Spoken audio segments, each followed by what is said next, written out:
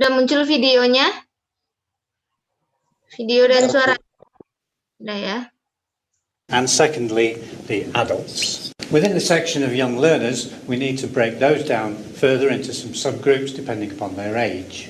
So whilst different people may have different classifications for what they consider to be young learners, we'll take it anywhere between the ages of 2 and 18, and we'll split them down into those subsections. 2 to 7 years, and 8 to 13 years, and then finally 14 to 18 years. Within each of those age groups then, what are the different motivations that these students bring to the classroom? What different experiences do they bring to the classroom? And what types of behavioural differences are there? We'll try to give 2 examples for each of these. If we run through the 2 to 7 years for each of those 3 factors, thinking about motivation, well, in terms of motivation, the 2 to 7-year-olds, one of the main motivators for them while at school is to actually please their teachers. The other motivating factor that they bring with them at that particularly young age is the fact that they are keen. What experiences do they bring? Limited in terms of life experiences, and indeed at this very young age they may not even have mastered their own native language.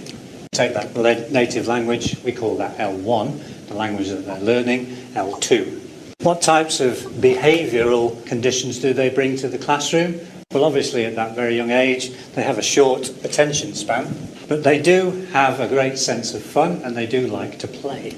Let's run through now for the 8 to 13-year-olds and what type of motivations do they bring to the classroom. At this particular age, friends are becoming more important, and this brings with it some positive and negative factors. Another thing about this particular age group is they can become self-absorbed. It's not unusual to see a 5-year-old playing with a toy for hour after hour on end without thinking about anything else. Moving on to their experiences that they've had.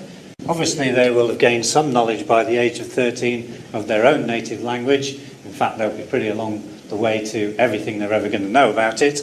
Quite possibly they will have some second language knowledge through their teaching.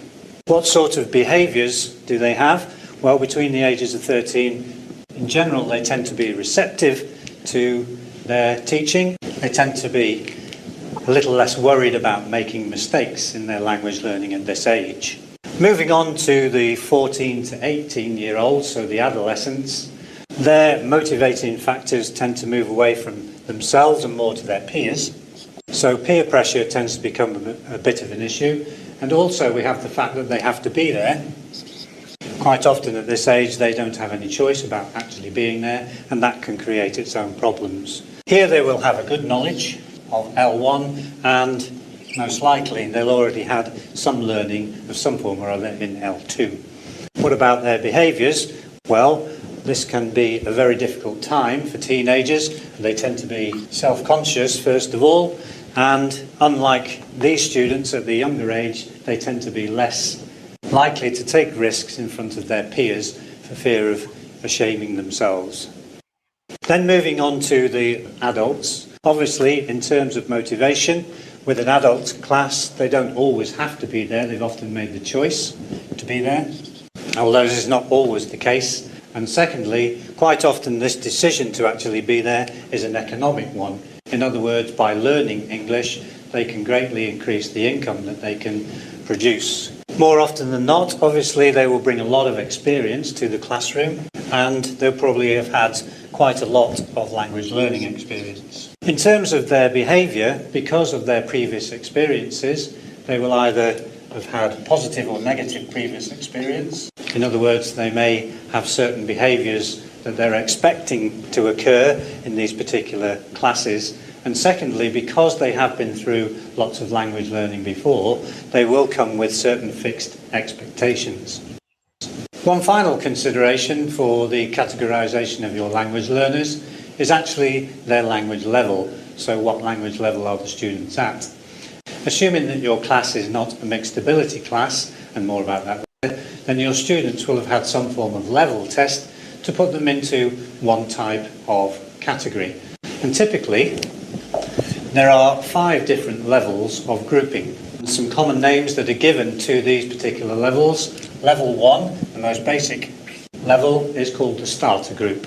Moving on from that, elementary, the next level beyond that, level 3, the pre-intermediates, and then on to 4, the intermediates, and the top level, the upper intermediates.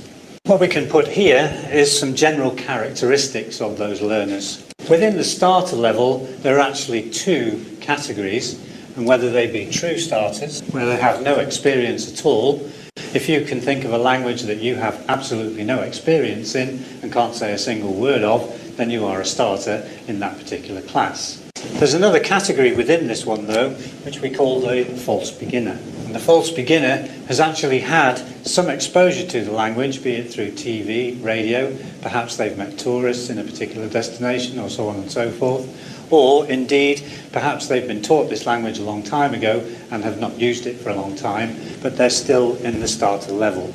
The next level up in the elementary, they will have a basic knowledge of things like subjects and verbs, and a fairly limited vocabulary that will allow them to talk about a limited range of subjects.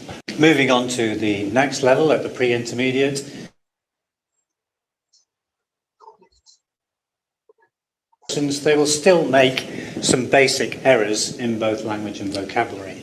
Moving on to the level 4 or the intermediate students, they should be able to discuss a large range of topics, but there will still be some issues in terms of both their fluency and their accuracy. And finally, into the upper intermediate, they should be able to discuss virtually anything that you can come up with, and they should have a fair deal of fluency, although there still will be some problems with accuracy.